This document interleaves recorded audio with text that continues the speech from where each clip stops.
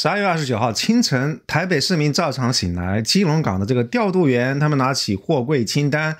新竹的工程師堵在路上，喝着冰美式，股市大盤閃爍着紅綠的數字，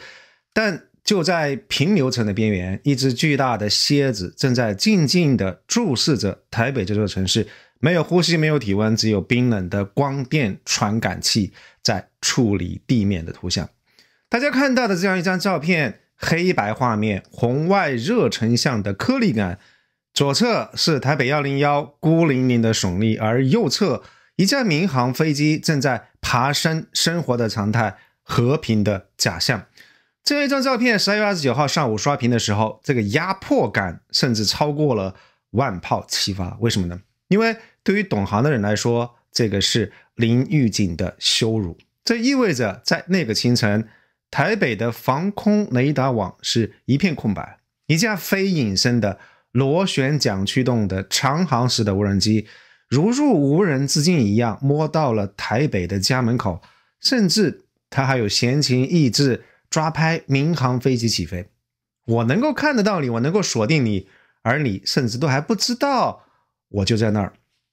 那架正在爬升的客機無人機把它拍進去，傳遞一個非常傲慢的信號，就是我不僅僅看到了你的防空陣地，我也看到了你的平民。暫時，這意味着非常精準的辨識能力，我可以擊落你的軍事目標，我也可以讓這架民用的客機毫髮無損地飛過去。一旦戰爭真的打起來，普通民眾可能第二天他只是去換一個身份證就完事兒了。但是這樣一種想打誰就能打誰，想留誰就能夠留誰的從容，才是對於民進黨當局全民皆兵這個宣傳最響亮的一記耳光。那如果說以前的各種軍演，比如說聯合利劍是在磨刀，是在展示肌肉，那麼這一次其實這個刀已經出鞘了，它直接抵在了喉嚨上，甚至已經劃破了這一層薄薄的皮膚。此刻如果你打開東亞海域的 AIS 船舶追蹤系統，你會看到的畫面是7個巨大的演習禁航區，像7把鐵鎖實時的鎖住了台灣島所有的呼吸孔，從北部的基隆到南部的左營，再到面對太平洋的台東外海，無一遺漏。這一天沒有漫長的外交口水戰，我們也沒有看到提前劃定的禁航區的通告，解放軍東北戰區在毫無徵兆的情況底下就啟動了演習。所以這個不單單只是一個像前幾次這樣的台海演習，這個是關於台灣如何被窒息、被絞殺的一個全要素的預演。我們先回到這樣一張讓全網沸騰的101同框照。演習開始的幾個小時之內，台灣防務部門的反應是什麼呢？是沉默，死一般的寂靜，直到大陸官媒發出了這張照片，對岸才如夢初醒。這個不單單是公關上的尷尬，這個也是致命的一個防禦漏洞。根據開源情報社區的分析，畫面當中這架爬升的客機，它的輪廓特徵非常明顯。結合當天的這個航跡的數據，通過對比客機的長度與101大樓的這個像素比例，再結合光影的角度、淡水河口的地標參照物，網友通過三角測量法能夠得出一個結論，就是這樣一架 TB001 雙尾蠍無人機，當時距離台北101直線距離大概是在20到40公里之間。這個距離是一個什麼概念？現代戰爭裡面，這個就是貼臉，就是刺刀見紅的距離。這個距離意味着 TB001 攜帶的 A2 系列空地導彈可以直接命中目標，也就意味着它完全穿透了台灣這個所謂的防空識別區，處於大台北防空圈核心地帶的邊緣。我們了解一下 TB001 雙尾蠍，這不是飛一會兒就必須要回家的這種比較短腿的無人機，它是全球首款3發大型高端無人機，最大起飛重量接近3噸，更可怕的是它的滞空時間35小時以上，也就意味着它可以在台灣的頭頂盤旋1整天半，隨時等待攻擊的指令。而更諷刺的是，按照台灣軍方以往吹的這個牛皮，什麼愛國者3這個導彈的密度世界第一，什麼天宮系統固若金湯，什麼鋪路爪遠程的預警雷達能夠看清幾千公里之外的高爾夫球。但結果呢？一架非隱身的螺旋槳驅動的雷達反射面積不算小的長航時的大型無人機，就這麼大搖大擺的在淡水河口外海，在台灣最核心的政治經濟中樞的大門前，像一個遊客一樣打卡拍照。這架無人機它能夠拍到101，也就代表它能夠拍到橫山指揮所的通風口，能夠看到民航客機，也就能夠看到在港口卸貨的每一艘軍火船。這真的就是這麼近那麼美，隨時去台北。這句話聽起來有那麼一點點浪漫，但是軍事層面翻譯過來就是一句非常冷酷的戰術通報：制空權已經拿到了。那為什麼是現在演習呢？這個就要提到這111億美金的數字，以及一個名叫地獄警官的恐怖戰略。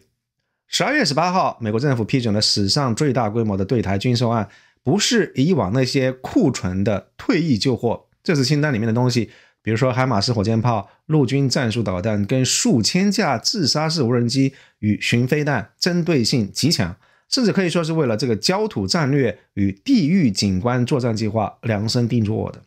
一旦解放軍發動登陸戰，美軍就啟動這數千架的無人機，把台灣海峽變成是充滿了爆炸跟死亡的無人機的绞肉機，利用無人機蜂群來消耗解放軍昂貴的兩棲艦隊，把戰爭拖入泥潭。那有了這個軍售，賴總腰桿子就瞬間硬了。演習前一天，他還在電視專訪上洋洋得意，中國因為實力不夠才沒有越雷池一步。但24小時不到，解放軍用冷啟動給了他一個響亮的耳光。這裡必須要重點解釋一下什麼叫做冷啟動，這個是本次演習最重要的關鍵詞，也是美國 CSIS 報告當中最擔憂的場景。正義的使命從宣布到開始不到1個小時，打破了過去從先政治造勢後軍事動員的這麼一個傳統的周期。解放軍已經具備了在常態化戰備巡邏當中直接轉入大規模聯合作戰的能力，這個使得美台的預警時間被極度壓縮，實質上已經改變了台海衝突的預警紅線。非常諷刺的一幕出現在稍後公布的高清大圖當中，解放軍不單是給101拍了一張照片，連新竹空軍基地也在實時監控當中。一架台灣空軍的 F-16V 戰鬥機被拍到，但如果你仔細看它的這個翼尖跟機腹的話，你會發現這個是空的，他們沒有掛載響尾蛇，也沒有掛載 AIM-120中距彈。這說明什麼？說明起飛命令下達的如此倉促到地勤人員完全來不及將導彈掛上掛架，飛行員就被迫升空。這個不是去驅離，這個是去送人頭。這樣一種裸奔式的搞法，比不升空它更讓人絕望，因為它暴露了在解放軍冷啟動面前，台軍引以為傲的這個戰備反應鏈已經斷裂了。以往的演習或者是傳統的戰爭動員，我們會看到火車它日夜不停的運輸坦克，高速公路上全是軍車，港口大規模的徵用民用的滾裝船，衛星照片提前好幾天就能夠看到機場停滿了戰鬥機。但這一次完全沒有。根據前方的觀察員跟常年在台灣海峽作業的這個福建漁民的反饋，演習開始前2天，福建沿海這個社會面沒有任何的異常，沒有什麼大規模的交通管制，沒有港口封鎖，甚至連平時常見的這個軍車車隊都沒有顯著的增加。漁船照常出海，碼頭沒有軍車，連當地消息靈通人士都一無所知。這個就叫做大音犧牲，我們需要認真更新我們的認知了。本次演習它是突發性的，從宣布到開始僅僅不到1個小時，這是全新的戰爭形態。它證實解放軍的常備兵力跟戰備值班部隊已經具備了足夠的規模跟彈藥基數，不需要等待全部的陸軍重裝備集結完畢，而是可以先利用海空軍跟陸軍的遠火部隊發起致命的第一擊，後續等到重裝部隊再來跟進。以前我們總覺得打仗一定要萬船齊發，要有高速封路的這個非常壯觀的景象，所以開打之前美國衛星一定會看得到，一定會提前給我們預警。但是現在參演部隊它是在常態化駐紮的狀態底下，一聲令下，幾個小時之內就完成了從營區到戰區的轉換，從訓練狀態到實戰狀態的無縫切換。本次演習也就意味着演習跟實戰的界限已經被徹底抹平了。還有一個細節很少人注意到，但是其實極具實戰價值。釋放出的這個演習畫面裡頭，有一句只有短短2秒的台詞，火箭軍戰士對着終端報告收到海馬斯木質信息。注意啊，這個不是非常模糊的敵方陣地，而是指名道姓的海馬斯。這說明什麼？說明天基衛星系統、空中無人機的偵察網已經精準地鎖定了台軍剛剛到貨，甚至還沒有捂熱的海馬斯的系統。海馬斯最依賴的就是機動性跟隱蔽性，但是在解放軍絕對的信息優勢面前，它幾乎無所遁形。解放軍實際上是在行動告訴美國人，你們賣什麼我們就練怎麼打什麼，你們想要把台灣變成是刺蝟，我們就先把刺蝟的刺一根一根的給你拔光，然後再慢慢來做這道料理。而在海峽對岸，當解放軍展示這樣一種高科技系統化作戰能力的時候，台軍在幹嘛呢？有一個讓人哭笑不得的新聞插曲，就是演習當天，台軍為了展示戰備決心，出動了一輛 CM11 勇虎坦克上街巡邏。結果這輛服役30多年的老坦克剛出軍營沒多久，就在高雄市區大馬路上拋錨，尾部冒出濃煙，當街趴窩。一邊是天上的雙尾蠍無人機跟鎖定了海馬斯的遠程火箭炮，一邊是地面上冒煙拋錨的老坦克。這幅畫面就是兩岸軍事實力對比最生動的寫照。接下來我們把視線從天空移向海洋，並且引入一份情報分析的框架，美國戰略和國際研究中心 CSIS 提出的這個蟒蛇戰略。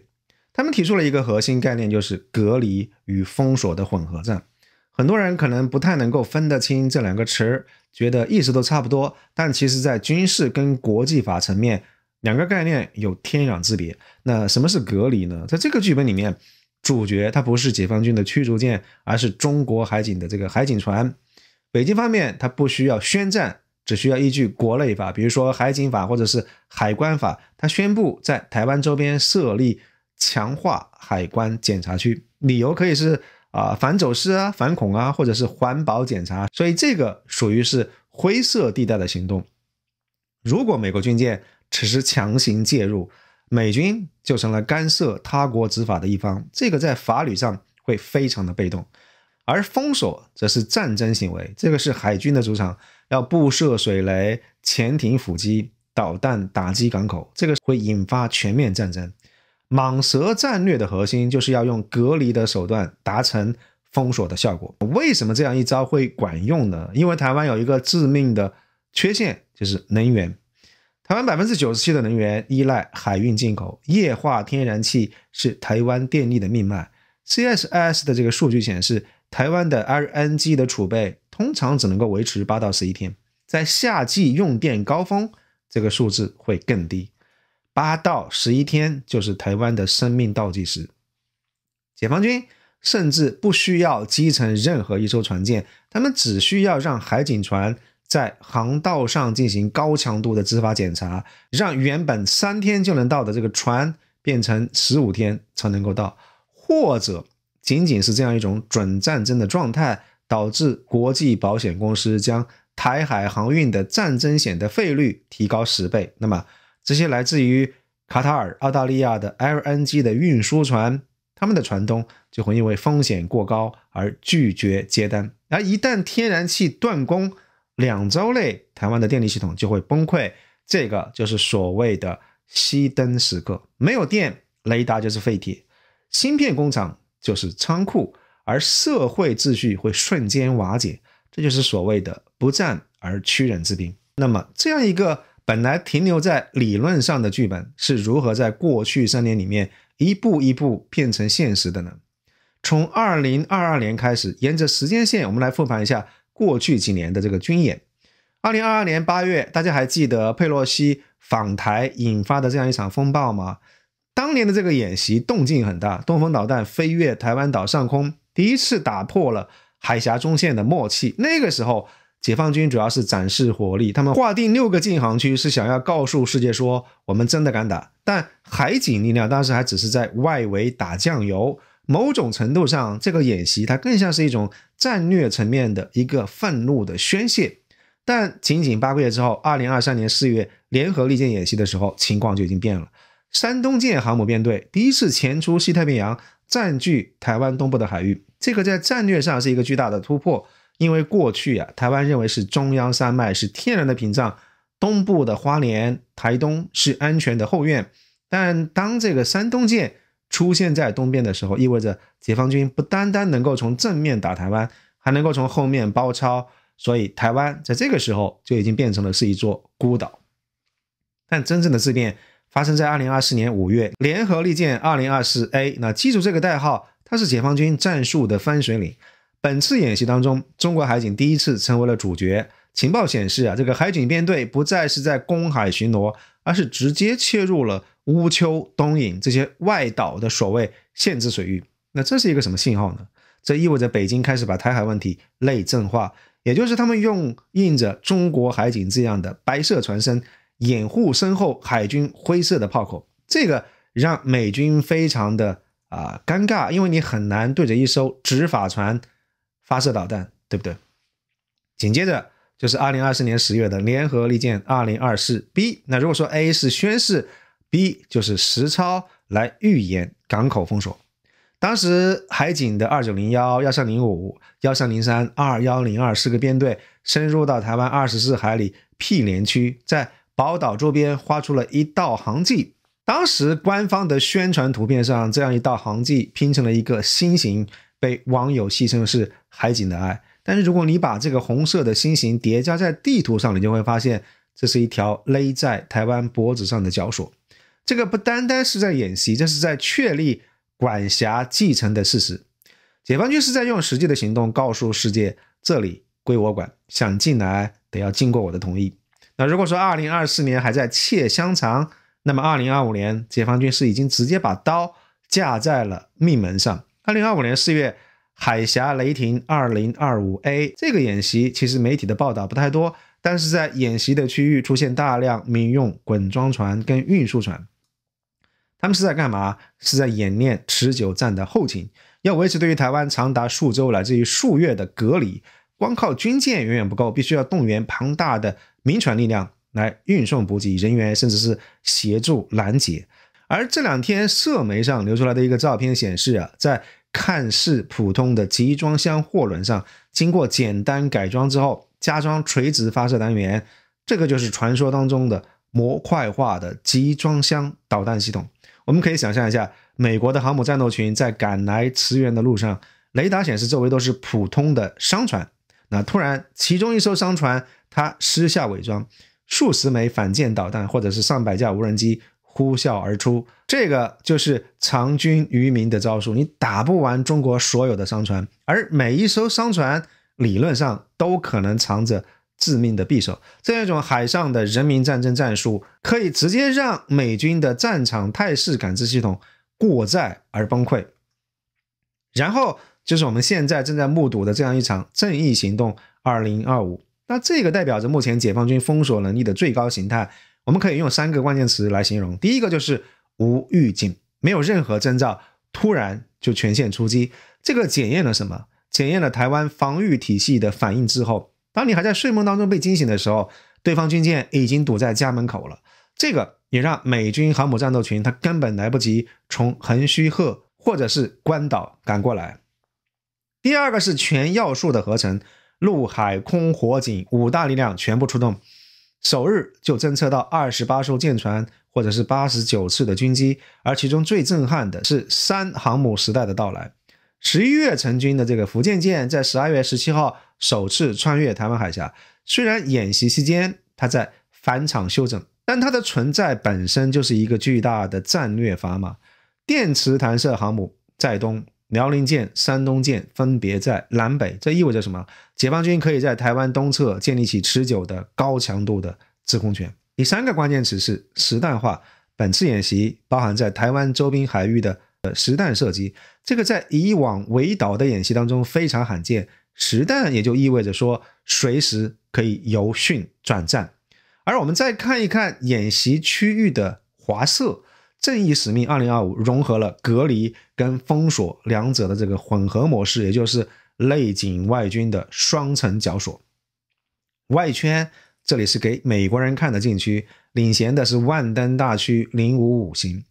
前2天的新聞，他們已經發射了鷹擊21的高超音速反艦彈道導彈，垂發單元已經進入戰備值班的狀態。這個不是普通的反艦導彈，這個是目前全球唯一實戰部署的艦載高超音速武器，它的末端速度高達10馬赫，而美軍現有的宙斯盾系統根本就沒辦法攔截。而與此同時，美國的林肯號跟華盛頓號航母打擊群雖然是在周邊徘徊，但他們始終保持在一個極其微妙的安全距離之外。為什麼呢？因為055跟鷹擊21劃定了一條紅線，線內就是高超音速的死亡禁區。而在內圈，我們看到至少有14艘中國的海警船，他們深入金門、馬祖，甚至是逼近台灣本島24海里的水域，進行高強度的巡查跟執法，甚至使用水炮來驅離。所以北京方面正在用一種高明的竊香腸的戰術，把台灣的海峽實質性的轉化為中國的淚水。我們可以試想一下，如果未來有一天，一艘滿載美國軍火的貨輪試圖進入高雄港，或者是一艘載滿了液化天然氣的船想要進基隆港的話，中國海警船開過來拉響警笛，喊話這裡是中國的管轄海域，請停船接受例行檢查。那這個時候台軍怎麼辦呢？台軍敢開火嗎？開火就是襲擊執法船，給了大陸完美的正當的開戰理由。但是如果不開火，那你就要眼睜睜看着這個管轄權的喪失，看着補給線被切斷。大陸海警登船檢查，如果發現是軍火，就直接沒收扣押；發現是天然氣，可能會以安全隱患為由勸返。這個就是灰色地帶作戰在現實當中非常可能發生的一個情況。大家還記得天然氣發電佔台灣總發電量的 42% 嗎？這也就意味着 LNG 船需要像公交車一樣，每3到4天就必須有一艘進港卸貨，才能夠維持台灣電網的運轉。而正義使命2025演習當中，在高雄外海設定的這個禁航區，本質上就是切斷了這個 LNG 船的進港航道。一旦封鎖開始，2周之內，台灣的燃氣電廠就會斷氣，全台電力缺口瞬間就超過 40%。有些人可能會覺得停電嘛，沒什麼大不了的，忍一忍就過去了。但是從軍事的角度來看，這是台灣最大的軟肋。大家可以想象一下，最先進的3納米、2納米的這個芯片生產線，他們對於電力穩定性的要求是非常變態的。電壓稍微波動一下，一片價值幾十萬美金的這個晶圓就會報廢。如果長時間斷電，價值上億美金的這個光刻機都有可能變成是廢鐵。所以解放軍根本不需要轟炸新竹科學園區，他們只要封鎖高雄港，切斷天然氣，台積電就會因為缺電而自然癱瘓。這樣一種軟殺傷，既達到了癱瘓對手經濟、摧毀他們戰爭潛力的目的，又能夠在戰後為中國保留下高價值的工業資產。而對於民進黨政府來說，這是一個無解的死局。如果你把電力給了台積電，那老百姓家裡沒有電，社會動盪暴亂將不可避免。但如果你保了老百姓家的用電，那全球芯片的供應鏈崩潰，台灣經濟倒退10年。這就是台灣將來可能會面臨的一個窘境，非登陸即崩潰。我們再來看看地圖，本次演習劃定的這個區域呈現出一種前所未有的向心壓迫的態勢。北部的演習區直接封死了基隆港、台北的門戶、台灣的能源跟糧食大動脈。而西南的演習區像篩子一樣堵住了高雄港跟左營軍港，這是台灣最大的貿易港跟海軍基地。而在東部演習區，解放軍的075型2棲攻擊艦、海藍艦直接出現在了台灣東部外海。本次演習的東北部的區域幾乎是貼着日本的與那國島劃設的。日本政客他們不是喊着台灣有事就是日本有事嗎？那現在解放軍艦隊就在你家窗戶底下搞實彈演習，這個就叫做起臉輸出。有細心的網友把2022年、2024年以及本次2025年的這個演習區域做了一張疊加圖，發現了什麼？就是無論演習怎麼變，封鎖線怎麼樣推，在台灣島的東北角始終留了一個詭異的缺口。但這個其實恰恰是《孫子兵法》的一個體現，歸師勿遏，為師必卻。那如果你把一只老鼠徹底毒死在角落，它沒有選擇，它必須要奮起反抗，搞不好會咬斷你的喉嚨。但如果你給它留了一條縫，它唯一的念頭就是逃跑。所以當戰爭打響的時候，這個缺口就是留給台灣那些試圖攜帶細軟，坐着專機逃亡日本或者美國的政客的。只要他們心裡還有逃跑的念頭，就沒有人會真心去死守灘頭。但這個生路真的是留了一線生機嗎？請大家注意的是，這個缺口正對着什麼地方？正對着宮古海峽，正對着美日干涉力量最有可能進入的方向。在戰術層面，這個缺口就是解放軍火箭軍跟航母編隊預設的超級火力帶。這就好像是獵人張開的口袋，他引誘美軍艦隊進來支援，引誘台軍戰機從這邊外逃。而實際上055大區的這個鷹擊21岸基遠程火箭炮早就把這個區域的每一個坐標都輸入了火控計算機，所以這實際上不是一個出口，而是一個通往地獄的單行線。東部戰區發布的最新通告，12月30號8點到18點進行實彈射擊演習，我們大家注意看這個實彈的落點，恰恰就在那個東北缺口的延伸線上。看着這樣一張疊加圖，我不禁感慨，這就是最冷酷的算計，不單是要從肉體消滅抵抗，更是要從心理上誘導你放棄抵抗，然後在你逃跑的路上予以殲滅。實彈射擊的彈道實際上是直接切斷了這樣一條通往琉球的最後逃生的路徑。所以到這個地方，蟒蛇算是完成了最後一次的肌肉收縮，台灣也就至此徹底變成了一座孤島。除了浮現在表面的這個宏大的軍事敘事背後，其實還有一場更加隱蔽的隱形戰爭。2025年1月3號，基隆外海，一艘懸掛着喀麥隆國旗的貨輪順信39號拖着巨錨在海船上拖曳，幾分鐘之後，兩條連接台灣與外部世界的關鍵海底的光纜應聲而斷。這看似是一場意外，但經過深挖你會發現，這艘船背後的實體是香港公司，而且事發前 AIS 信號有複雜偽裝的記錄，而且這並不是一個孤立的事件。2023年馬祖的光纜就曾經被中國漁船非常意外的切斷過，所以這些灰色地帶行動對於台灣來說，就好比是被人拔了網線，金融交易中斷，股市熔斷，對外通訊被堵死，向國際社會求救的通道消失，台灣會在瞬間變成是一座數字孤島。而比被拔掉網線更可怕的是不可測的人心。就在演習開始的當天，台灣軍方的一些內部群組討論裡面，竟然發生了這個現役後備幹部他們公然散布投降論以及洩露部署情報的事情。這個其實只是冰山的一角，因為在面對對岸絕對實力壓迫以及無孔不入的這個認知戰的層面，所謂抗中保台的這個信念，其實正在從台灣社會內部瓦解。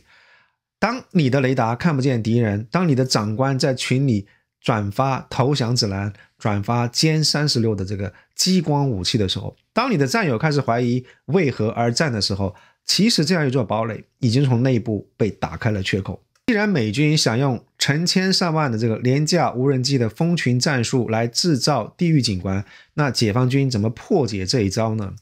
正義使命用攻擊11隱身無人機的這個實戰化編隊給出了自己的答案，而且在演習當中也驗證了這樣一種做法。首先是攻擊11利用極致的隱身性能作為先鋒，先行突入，敲掉敵人的这個雷達節點跟防空陣地，然後殲16D電子戰在防區外負責強電磁干擾，通過大功率的壓制，把敵人的這個眼睛戳瞎，把耳朵震聾，然後切斷美軍無人機群的通訊鏈路。而殲20作為空中指揮官進場收割，或者是指揮身後的無人機群進行掃蕩。所以解放軍的思路就是源頭封鎖跟體系破擊。美軍無人機的蜂群，他們需要指揮鏈路，需要數據傳輸，需要後方控制的節點。那在這個演習當中就展示了對於特定頻段的全域壓制能力。哪怕美軍的無人機再多，一旦斷網之後就是一堆沒頭蒼蠅，甚至有可能被解放軍反向接管。更何況說到無人機的產能，這個恰恰是中國的絕對主場。真的要比拼爆兵造無人機的話，誰能夠比得過世界工廠呢？而最後，基於正義行動2025所展示出來的能力，我們可以對未來2年做一個推演。第一個場景，也許在不久的將來，我們會看到中國的海警在台灣海峽真的會攔截，並且會強行登臨一艘駛往台灣的外國籍的商船。理由非常容易找，反走私、反間諜，或者是環保。一旦這一幕發生，就是隔離戰略的實戰測試。那如果國際社會的反應非常軟弱，只是提出口頭的抗議，那麼北京就實質上拿到了台灣海峽航運的審批權。以後誰想要進台灣，都要看北京的臉色。而第二個場景，解放軍可能會拿金門或者是馬祖做實驗，利用海警的力量切斷離島與台灣本島的補給線一周，只准出不准進。那這個是來測試民進黨政府的底線，同時也測試美軍的支援的意願。這就好像是把手放在你的頸動脈上，輕輕按一下，看看你會不會暈過去。而第三個場景可能會發生在2027年，到時候福建艦、遼寧艦、山東艦3航母的戰鬥群將會同時部署。福建艦在東部的菲律賓海切斷花蓮澳的逃生通道，另外2艘航母扼守巴士海峽跟宮古海峽，阻隔美日的援軍。而海警船隊在海軍的掩護下，對於台灣本島所有主要的港口實施貼身封控，這個不再是演習，而是一種常態化的準戰爭的部署。這樣一種狀態可以維持1個月、2個月，直到台灣經濟崩潰，被迫坐上談判桌。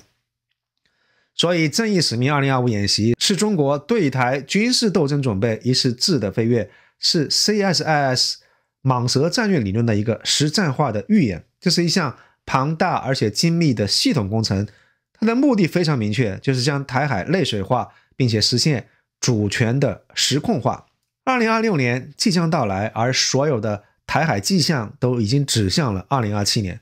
北京正在通過一次又一次的演習來修補方案當中的所有的短板，來測試對手的底線，來積蓄雷霆一擊的力量。對於台灣人來說，這個故事有可能會開始於一個非常普通的早晨，當你發現家裡的網絡連不上網站，因為光纖出現了故障；當你發現社區開始限電，因為運載天然氣的船只因為海事演習而沒辦法進港；當你看到新聞裡面海警船正在幾公里之外的基隆港的門口用無線電要求經過的商船停船檢查，那一刻你或許就會意識到熄燈的時刻真正來臨了。而至於什麼時候會走完這樣一條路，主動權已經完全掌握在北京手中，但時間已經所剩不多了。這個就是正義使命2025帶給我們的所有啟示。喜歡這個視頻的話，請記得點讚分享，歡迎訂閱愛生的頻道，加入我們的會員，祝你有興趣愉悅的一天，謝謝。